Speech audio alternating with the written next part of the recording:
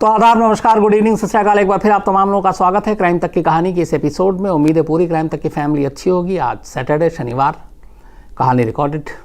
कल संडे, दुआ कीजिएगा सब कुछ कूल रहे तो अच्छे से छुट्टी बन जाए और कुछ ऐसा हो नहीं, क्योंकि लगातार पिछले 2-3 संडे से बहुत सारे उथल पुथल थी। सुशांत सिंह राजपूत से लेकर विकास दुबे तक, तो बहुत सारी चीज़ें हो रही थी। आज थोड़ा लेकिन कूल है, तो उम्मीद है कि कल भी ऐसे ही रहे। आज की कहानी आप में से बहुत सारे लोगों ने पिछले 3 दिनों में सबसे ज़्यादा जो मेल किया है उसी के ऊपर है। जगन्नाथपुरी, जगन्नाथ मंदिर और इससे जुड़े हुए ख़ास तौर पर रहस्य, क्योंकि इस मंदिर के इतिहास और बाकी चीज़ों से आप सभी वाकिफ़ होंगे, जानते होंगे, सुनी होगी, लेकिन इसको लेके बहुत सारे रहस्य हैं और उन रहस्यों का जवाब मिला नहीं कभी। तो इसको लेके भी लोगों के अंदर बड़ी एक जिज्ञासा रहती है। लेकिन ये कहानी शुरू करूं उससे पहले अपडेट एक। आखिरकार करीब 1 महीने और 4-5 दिन के बाद मुंबई पुलिस ने यशराज फिल्म्स के मालिक आदित्य चोपड़ा से पूछताछ की। आज पूछताछ हुई, करीब 4 घंटे तक पूछताछ हुई। इससे पहले हालांकि उसी पुलिस स्टेशन के जो मामले की जांच कर रहे हैं डीसीपी, उन्होंने कहा था कि ज़रूरी नहीं है कि आदित्य चोपड़ा या सलमान खान से पूछताछ हो। हम सोशल मीडिया के हिसाब से इंक्वायरी नहीं करते, ना इन्वेस्टिगेशन करते हैं। ज़रूरत पड़ेगी तो करेंगे। लेकिन फिर आज अचानक बुलाया गया आदित्य चोपड़ा को और 4 घंटे तक बातचीत हुई। ख़ास तौर पर उनके जो कॉन्ट्रैक्ट थे सुशांत सिंह राजपूत को लेकर, उन कॉन्ट्रैक्ट को लेकर, और उससे भी ज़्यादा इम्पॉर्टेंट जिस फिल्म को लेकर उंगलियाँ उठ रही हैं पानी कि पानी क्यों नहीं बनी, और उसकी वजह से भी सुशांत सिंह राजपूत को काफ़ी ठेस पहुंची थी, क्योंकि शेखर कपूर जैसे डायरेक्टर के साथ काम करने का मौका मिल रहा था। प्रोडक्शन यशराज फिल्म्स का था और ये फिल्म काफ़ी पहले बननी थी, लेकिन सालों लटकी रही। तो ऐसा क्या हुआ, क्या वजह थी? तो जो खबर आई है वो ये है कि आदित्य चोपड़ा ने बताया कि फ़िल्म बननी थी और इसके लिए सुशांत ने मेहनत भी बहुत की थी, लेकिन क्रिएटिव जो फिल्म की क्रिएटिव पहलू है, एस्पेक्ट, उसको लेकर उनके और शेखर कपूर के बीच में कुछ टकराव आ गया था। शेखर कपूर किसी और तरीके से चाहते थे इस फिल्म का फिल्मांकन और आदित्य चोपड़ा किसी और तरीके से। तो इन दोनों के बीच में, मतलब डायरेक्टर और प्रोड्यूसर के बीच में टकराव की वजह से ये फिल्म टलती गई, जिसका असर सुशांत सिंह राजपूत पे भी पड़ा। इसके अलावा रिया चक्रवर्ती के बारे में भी बताया पूछताछ में, क्योंकि वो भी यशराज फिल्म के कॉन्ट्रैक्ट में थी। और जो ख़ास बात है वो ये बताया कि रिया चक्रवर्ती अक्सर सुशांत सिंह राजपूत के डेबिट और क्रेडिट कार्ड का इस्तेमाल किया करती थी, और यहाँ तक कि वो उनको यूरोप भी ले गए थे अपने खर्चे पे सुशांत सिंह राजपूत, किसी ऐड फिल्म के शूट की वजह से शायद, लेकिन अपने खर्चे पे ले गए थे और बाकी उनका कार्ड सब यूज़ किया करती थी।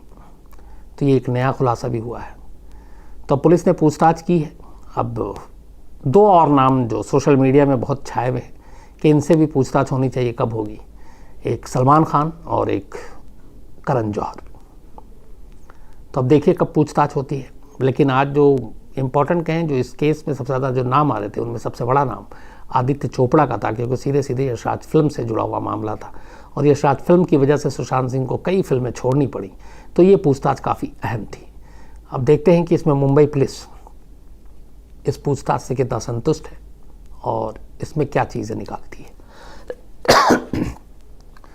तो ये तो बात हो गई सुशांत सिंह राजपूत के केस की। अब आते हैं आज की कहानी पर। तो आज की कहानी भगवान जगन्नाथपुरी, पुरी से ही नाम शहर का है और हिंदू धर्म के हिसाब से जो 4 धाम हैं उनमें से एक धाम है जगन्नाथपुरी। जो मान्यता है वो ये है कि भगवान विष्णु जब चारों धाम पर बसे और उसके बाद वो अपनी जब इन धामों की यात्रा किया करते हैं, तो सबसे पहले हिमालय की ऊंची चोटियों पर बने अपने धाम बद्रीनाथ जाते हैं और बद्रीनाथ में स्नान करते हैं। इसके बाद वो पश्चिम में गुजरात के द्वारिका में जाते हैं और वहाँ कपड़े बदलते हैं, वस्त्र बदलते हैं। इसके बाद वो पुरी में, जिसकी आज कहानी सुनाना जा रहा हूँ, तो यहाँ पे वो भोजन करते हैं और दक्षिण में रामेश्वरम में वो विश्राम करते हैं। ये मान्यता है। और पुरी का जो जगन्नाथ धाम है ये 4 धाम में से एक है। यहाँ पे भगवान जगन्नाथ के बड़े भाई बलराम, बलभद्र और बहन जो हैं सुभद्रा, इन तीनों की यहाँ पे एक तरह से काठ की मूर्तियाँ हैं और यहाँ पे तीनों विराजमान हैं। पुरी का अपने आप में एक इतिहास है।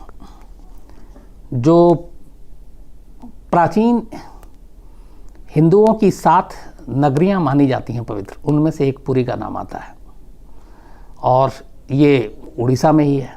और उड़ीसा की जो राजधानी है भुवनेश्वर इससे ज़्यादा दूर नहीं है, नज़दीक है। और मुझे 2 बार जाने का मौका मिला है पुरी। समंदर के किनारे बसा हुआ है, बहुत ही खूबसूरत। तो पुराने ज़माने में उड़ीसा का जो नाम हुआ करता था वो अभी ओडिशा है, पहले उत्कल प्रदेश हुआ करता था। और उस ज़माने में उत्कल प्रदेश में इसकी ख़ास उस वक्त भी अहमियत थी बिज़नेस के हिसाब से, क्योंकि यहाँ पे जो बंदरगाह था, समुद्री बंदरगाह पुरी पे समंदर के किनारे है, तो यहाँ से बाकायदा सुमात्रा, इंडोनेशिया, थाईलैंड और बाकी देशों में इस बंदरगाह के रास्ते व्यापार हुआ करता था। तो एक बिज़नेस पॉइंट ऑफ व्यू से भी ये इलाका अपने ज़माने में काफ़ी अहमियत रखता था। इसके अलावा इस अलग अलग नाम और भी रहे। कभी इसे श्री क्षेत्र कहा गया, कभी श्री पुरुषोत्तम क्षेत्र कहा गया, कभी शाक क्षेत्र, कभी नीलांचल, नीलगिरी और फिर जगन्नाथपुरी। जगन्नाथपुरी की रथ यात्रा जो हर साल निकलती है इसी जुलाई और अगस्त में शायद, तो वो हम सब जानते हैं, टीवी पे भी आता है, लाइव भी आता है और इसमें लाखों भक्त होते हैं। तो ये अपने आप में एक सालाना एक उत्सव जैसा होता है और देश ही नहीं दुनिया से लोग आते हैं सिर्फ उस रथ यात्रा को खींचने के लिए। भक्तों में होड़ लगी होती है। बल्कि मुझे याद है किसी, और इसमें कोई ऐसा नहीं कि इसको खींचने के लिए कोई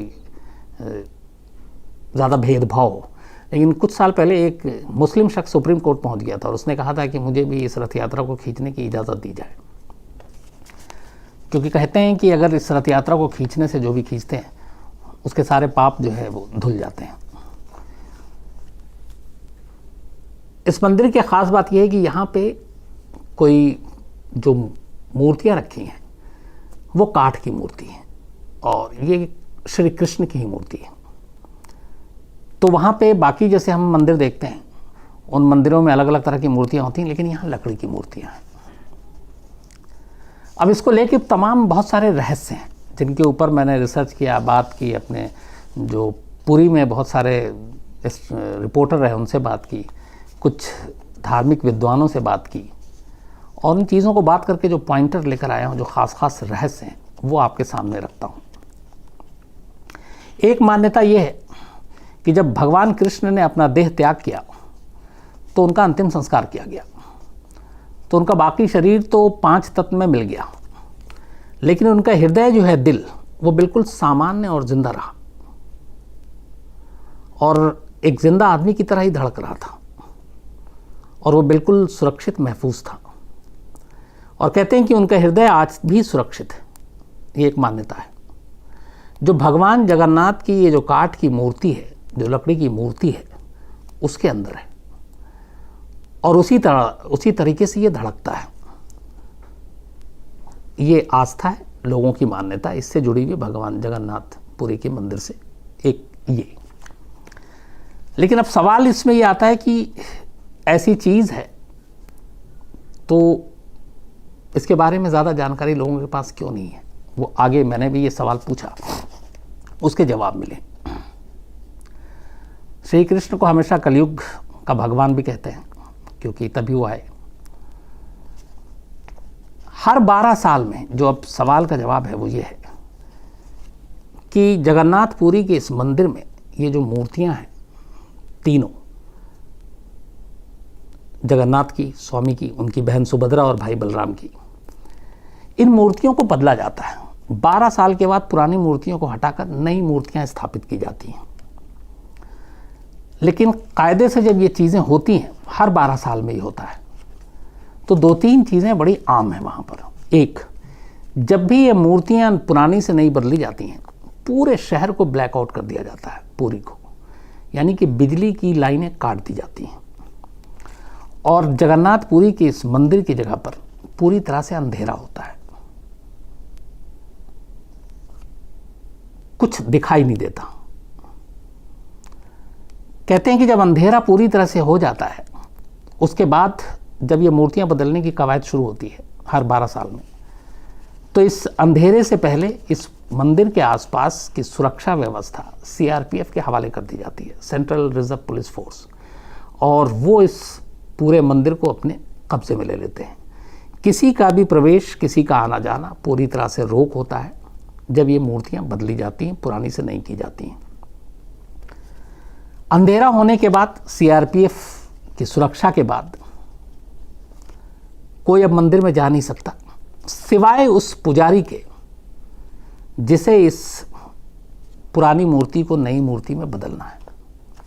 लेकिन उस पुजारी को भी यूं ही मंदिर के अंदर नहीं जाने दिया जाता। एक तो पूरी तरह से अंधेरा, घुप अंधेरा, उसके अलावा उसके हाथों पे दस्ताने पहनाए जाते हैं। फिर वो मंदिर में दाखिल होता है। अंधेरा होने के बावजूद उस पुजारी की आंखों पे पट्टी भी बांधी जाती है ताकि उसे कोई दिखाई न दे। हाथों में दस्ताने हैं, आंखों पे पट्टी है, पूरी तरीके से अंधेरा है, CRPF का पहरा है। इसके बाद वो मूर्तियां बदल दी जाती हैं। लेकिन जो पुरानी मूर्ति से नई मूर्ति बदली जाती है, उसमें एक चीज, मतलब जब से ये मंदिर है और जब से ये परंपरा चली आ रही सदियों से, वो वैसी की वैसी रहती है, और वो है एक ब्रह्म पदार्थ जो मूर्ति के अंदर ही है, भगवान जगन्नाथ के। उस ब्रह्म पदार्थ को निकालकर जो नई मूर्ति है उसके अंदर डाला जाता है पुरानी मूर्ति से। तो ब्रह्म पदार्थ को पुरानी मूर्ति से निकालकर नई मूर्ति में डालने की ये परंपरा सैकड़ों सालों से, जब से है, ये चला रहा। लेकिन ये ब्रह्म पदार्थ क्या है जो एक, मूर्तियां तो 12 साल में बदल रही हैं, लेकिन वो चीज़ें नहीं बदल रही, वो उठाकर निकालकर दूसरी जो नई मूर्ति उसमें डाली जाती हैं। इसके बारे में आज तक कोई भी नहीं बता पाया कि आखिर ये ब्रह्म पदार्थ है क्या। आज तक किसी ने इसको देखा नहीं है, और शायद सैकड़ों हजारों सालों से ये परंपरा चली आ रही है। यानी कि ये ब्रह्म पदार्थ हर 12 साल में पुरानी मूर्ति से नई मूर्ति में ट्रांसफर कर दिया जाता है। लेकिन जो पुजारी इसको ट्रांसफर करता है उसे भी नहीं मालूम कि ये चीज़ है क्या। ये इस मंदिर और इसकी मूर्ति से जुड़ा हुआ ये अब तक का शायद सबसे बड़ा रहस्य है। हालांकि इसके बारे में, ब्रह्म पदार्थ के बारे में एक ये मान्यता है कि अगर इसे किसी ने देख लिया तो उसकी फौरन मौत हो जाएगी, और शायद वो देख भी नहीं पाएगा, क्योंकि उसके अंदर इतने चीथड़े हैं। बल्कि कुछ लोग ये भी कहते हैं कि उसके देखते ही सामने वाले के शरीर के चीथड़े उड़ जाएंगे। और इस ब्रह्म पदार्थ को जोड़ा जाता है हमेशा श्री कृष्ण से। लेकिन यह है क्या, किसी ने देखा नहीं। जैसा आपको बताया कि ब्लैकआउट होता है, अंधेरा होता है, पुजारी के आंखों पे पट्टियां बंधी होती हैं और हाथों में दस्ताने होते हैं। कुछ पुजारियों से लोगों ने बातचीत करने की कोशिश की थी जो इस परंपरा का निर्वाह करते आए, यानी कि 12 साल में उस मूर्ति से, पुरानी मूर्ति से नई मूर्ति में ये ब्रह्म पदार्थ डालते आए हैं कि आखिर ये है कि आप जाते हैं, लेकिन आंखों पे पट्टी है, दिखाई नहीं दिया, ठीक है, हाथों में दस्ताने, लेकिन कुछ तो महसूस हुआ होगा। तो इनमें से कुछ पुजारियों ने जब पूछा गया था तो उन्होंने अपनी उस वक्त की जो एक्सपीरियंस था वो शेयर किया था, और वो बताया था कि जब वो पुरानी मूर्ति से उस ब्रह्म पदार्थ को निकाल कर नई मूर्ति में डालते हैं और हाथों में लेकर, चूँकि हाथों से ही निकाल कर डालना है, तो उन्हें अपने हाथों में ऐसा लगता है कि जैसे कुछ उछल रहा है, खरगोश जैसा हरकत करता है वो। लेकिन क्या है ये नहीं मालूम, लेकिन जब भी हाथ में आता है तो लगता है कि कोई ऐसी चीज़ है जिसमें हरकत है, जिसमें जान है, और जो खरगोश जैसा उछल रहा है, और बस उसके बाद वो डाल देते हैं। पूरी तरह से हाथ में फील और भी नहीं होता, इसलिए कि दस्ताने भी पहने हुए हैं।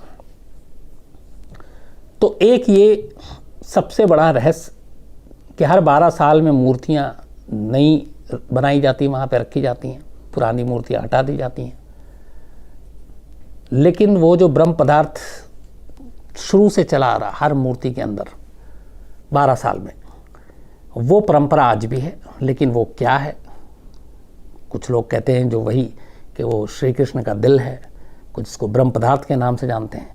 लेकिन हकीकत क्या है, इस बारे में आज तक कोई नहीं जान पाया, क्योंकि न इसे देख सकते हैं आप, और जब देख ही नहीं सकते तो आप बता भी नहीं सकते।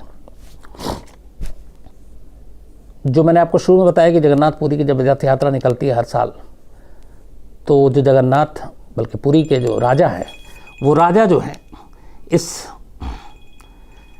मंदिर से जब ये रथ यात्रा निकलती है तो उसके बाद से बाकायदा सोने के झाड़ू से, उसको सोने के झाड़ू से इस रथ यात्रा को जब निकाला जाता है तो वो सोने का झाड़ू लगाते हैं। और ये चीज़ें हमेशा हर साल हम लोग टीवी पे भी देखते हैं। तो खुद झाड़ू लगाने के लिए पुरी के राजा आते हैं। इसके अलावा इस मंदिर से जुड़े हुए कुछ और अजीब रहस्य हैं। एक रहस्य ये है कि ये चूँकि एक समंदर के किनारे है, ये पुरी आप में से बहुत सारे लोगों ने देखा होगा, तो इस मंदिर में एक सिंह द्वार है। तो इस सिंह द्वार की खासियत ये है कि जैसे ही सिंह द्वार पे आप एक कदम मंदिर के अंदर रखते हैं, जैसे ही, तो आपको सिंह द्वार से पहले जब आप बाहर हैं तब तक आपको समंदर की लहरों की आवाज़ें सुनाई देंगी, आपके कानों से गूंजेंगी, लहरें टकरा रही हैं साहिल किनारे सब कुछ। लेकिन जैसे ही सिंह द्वार पे आपने कदम रखा, ये लहरों की आवाज़ अचानक गायब हो जाती हैं। समंदर की लहरों की कोई आवाज़ सिंह द्वार में एक कदम रखते ही आपके कानों से दूर हो जाती हैं। ऐसा क्यों होता है ये भी किसी को नहीं मालूम। लेकिन फिर वापसी में आप जैसे ही कदम बाहर निकालते हैं, पहला जैसे ही आपने कदम रखा, आपको उन लहरों की आवाज़ दोबारा आपके कानों तक आ जाएंगी। उससे कुछ दूरी पर वहाँ पे चिताएं भी जलती हैं। और एक ये भी मान्यता है, ये कहते हैं कि दरवाजे के बाहर तक आपको चिताओं की गंध आती है नाक में, लेकिन जैसे ही आपने कदम एक अंदर रखा, आपको कोई गंध नहीं आएगी। ये भी एक रहस्य है जिसके बारे में नहीं मालूम ऐसा क्यों है। एक और अजीब चीज़ है, वैसे मैंने ये खुद देखा, जितने भी देश में मंदिर हो, मस्जिद हो, दरगाह हो, वहाँ पे पक्षियाँ, चिड़िया, परिंदे हमेशा उड़ते रहते हैं, बल्कि बैठते भी हैं। जगन्नाथपुरी के इस मंदिर के ऊपर से कभी कोई पक्षी नहीं उड़ा, न इसके किसी भी गुंबद पर बैठा हुआ नज़र आया।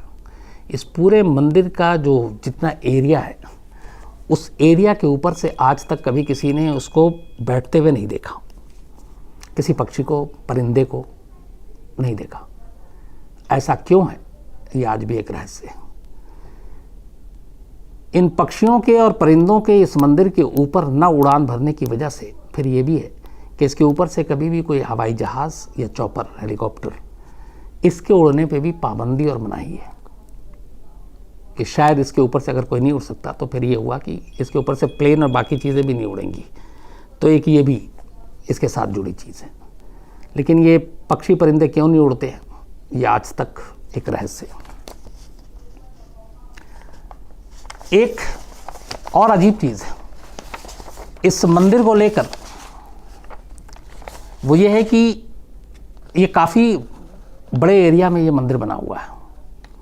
और इस मंदिर के ऊपर जो शिखर है, जो मुख्य शिखर है, आप सबने देखा होगा, तस्वीरों में भी देखा होगा, दिन में चाहे किधर से भी धूप आए, कितनी भी तेज़ धूप हो, कभी भी इस शिखर की परछाई ज़मीन पर नहीं बनी। मतलब इस मंदिर का अक्स या परछाई कभी बनती ही नहीं है। जबकि आमतौर पे अगर हम सड़क पे चलें तो एक वक्त फिक्स होता है, सूरज के हिसाब से डिपेंड करता है, आदमी की परछाई बनती है, घरों की, बिल्डिंग की, हर चीज़ की। यहाँ तक कि अगर आपके सर से प्लेन उड़ रहा है और कहीं पे आप अगर नीचे लैंड करने जा रहा है ऊंचाई कम है, तो भी आप देखेंगे तो ज़मीन पर उसकी अक्स या परछाई बनती है। लेकिन इस मंदिर की परछाई कभी नहीं बनी। हालांकि ये एक बहुत बड़ा मंदिर है और 4 लाख वर्ग फुट में एरिया में ये फैला हुआ है, 4 लाख वर्ग फुट एरिया में फैला हुआ है। इसकी ऊंचाई लगभग 214 फीट है, 214 फुट, 214। लेकिन आप मंदिर के पास खड़े होकर आप देखेंगे तो इसका इवन गुंबद भी देख पाना थोड़ा मुश्किल है। लेकिन किसी भी वक्त धूप की परछाई, इस गुंबद की परछाई, मंदिर की परछाई आपको कहीं दिखाई नहीं देगी। ऐसा क्यों है, ये भी एक रहस्य है। एक और भी चीज़ है कि इस मंदिर के ऊपर एक झंडा लगा हुआ, बहुत बड़ा है, और इस झंडे को रोज़ बदलने का नियम है शाम को। और मान्यता है कि अगर इस झंडे को अगर नहीं बदला गया किसी भी दिन, तो शायद ये मंदिर फिर अगले 18 सालों के लिए बंद हो जाएगा। तो इसीलिए इस झंडे को बदलना बहुत ज़रूरी है और हर रोज़ इसको बदला जाता है। भगवान जगन्नाथ मंदिर के शिखर पर एक सुदर्शन चक्र बना हुआ है और कहते हैं कि इस सुदर्शन चक्र को आप जिधर से जाकर देखेंगे ऐसा लगेगा कि उसका मुंह आपकी तरफ। और सिर्फ इसी मंदिर नहीं, पूरी में जितने भी बाकी मंदिर हैं उन सब में इन सब चीज़ों को जब भी बाकी मंदिर को देखा जाता है और वहाँ सुदर्शन चक्र जो लगे हुए हैं तो उससे जहाँ पे भी आप जाके खड़े होकर देखेंगे तो ऐसा लगेगा कि उसका मुंह आपकी तरफ है। और ऐसा क्यों है? क्योंकि बहुत सारे और दूसरे अगर शहरों की हम बात करें तो कई लोगों ने इसको ट्राई करने की कोशिश की, लेकिन ऐसा हुआ नहीं। ये सिर्फ पुरी में ऐसा है। अब ये भी एक रहस्य, ऐसा क्यों है? एक सबसे अजीब चीज़ और है इस मंदिर को लेकर और इसके रहस्य को लेकर। कहते हैं कि इस मंदिर में दुनिया के सबसे बड़े रसोई घर में से एक रसोई घर है जिसमें 500 रसोइये काम करते हैं और 300 उनके सहयोगी होते हैं, असिस्टेंट। और कई बार तो यहाँ ऐसा हो सकता है कि आप लाखों लोगों को जो रसोई में है खाना बना के खिला सकते हैं, प्रसाद दे सकते हैं। इस मंदिर की रसोई से जुड़ा हुआ एक अजीब रहस्य है। वो रहस्य ये है कि चाहे भक्त यहाँ कितने भी आ जाए, कभी प्रसाद कम नहीं हुआ। कई बार ऐसा होता है कि लाखों में आप पहुंच गए खास ओकेजन पे, लेकिन यहाँ पे प्रसाद कभी कम नहीं हुआ। लेकिन जैसे ही मंदिर का गेट बंद होने का वक्त आता है, प्रसाद अपने आप खत्म हो जाता है। मतलब कभी भक्तों के लिए प्रसाद कम नहीं हुआ, लेकिन जैसे ही गेट बंद होने का वक्त आया, प्रसाद अपने आप खत्म हो जाता है। और प्रसाद यहाँ कभी भी व्यर्थ नहीं गया, बर्बाद नहीं गया। यह ऐसा क्यों है ये भी नहीं मालूम। इसी प्रसाद और मंदिर से जुड़ी हुई एक दूसरी चीज़ और है। वो ये है कि यहाँ जो प्रसाद बनता है वो लकड़ी के चूल्हे पे बनता है और 7 बर्तनों में बनता है जगन्नाथपुरी के इस मंदिर में। तो लकड़ी के चूल्हे पे एक एक करके 7 बर्तन एक साथ रखे जाते हैं, जो बड़े बड़े बर्तन हैं जिसमें प्रसाद बनता है। लेकिन हैरत अंगेज तौर पर सबसे पहला जो प्रसाद पककर या बनकर तैयार होता है, वो सबसे जो ऊपर बर्तन रखा हुआ होता है वो रेडी होता है। मतलब चूल्हा नीचे है, पहला बर्तन, उसके बाद दूसरा, तीसरा, चौथा, 7वां, लेकिन पहला प्रसाद तैयार होता है जो सबसे ऊपर बर्तन रखा हुआ 7वां, उसके बाद छठा, फिर 5वां, फिर चौथा, फिर तीसरा, फिर दूसरा, उल्टा। तो ये ऐसा क्यों है ये भी नहीं मालूम कि इसके पीछे की कहानी क्या है।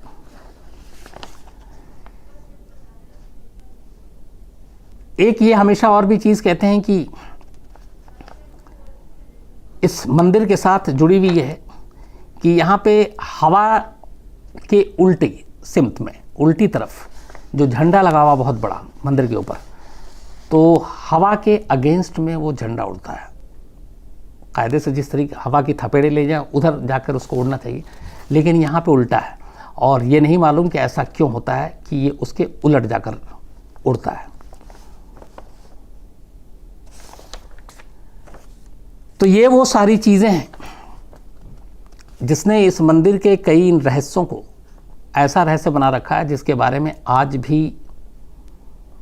कोई पक्के तौर पर नहीं बताया कि इन सब चीज़ों के पीछे है क्या और क्यों है।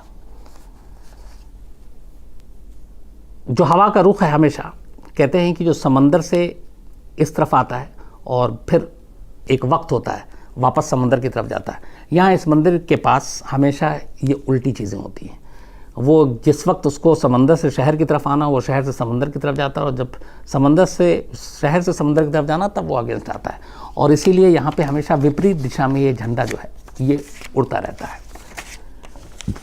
कई लोगों से मैंने बात की थी, ये सारी चीज़ें उन्होंने बताया, ऐसे 10, 12, 15 जो भी रहस्य है वहाँ के।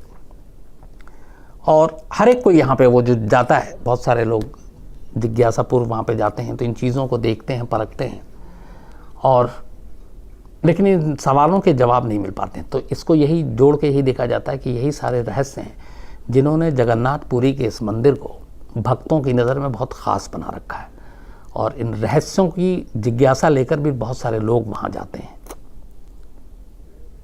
तो जितनी जानकारी जुटाई थी आपके लिए वो ये थी। और एक चीज़ और है, कल संडे है, तो तो कल हमारी जो हैरत अंगेज़ है उसमें है डार्क वेब। बहुत सारे ऐसे वेबसाइट और ये वेब आप सब देख रहे हैं, वेब सीरीज़ भी है, एक डार्क वेब भी है। इत्तेफाक से जैसे जैसे हम टेक्नोलॉजी में आगे बढ़ रहे हैं, कई चीज़ें बदलती जा रही हैं। तो वेब की दुनिया में जुर्म की दुनिया कैसे घुस चुकी है, कैसे घुस रही है, और वेब की दुनिया में किस तरीके के क्राइम नए नए पनप रहे हैं, उसी से जुड़ी हुई ये कहानी है डार्क वेब। देखिएगा, इसलिए कि देखिएगा तो आप बचिएगा, संभलिएगा, जानकारी नहीं मिलेगी। तो कल सुबह 9 बजे डार्क वेब हैरत अंगेज़ में ज़रूर देखिएगा। आपसे मुलाकात होगी अब मंडे को नई कहानी के साथ। तब तक अपना ख्याल रखिए। Thank you very much.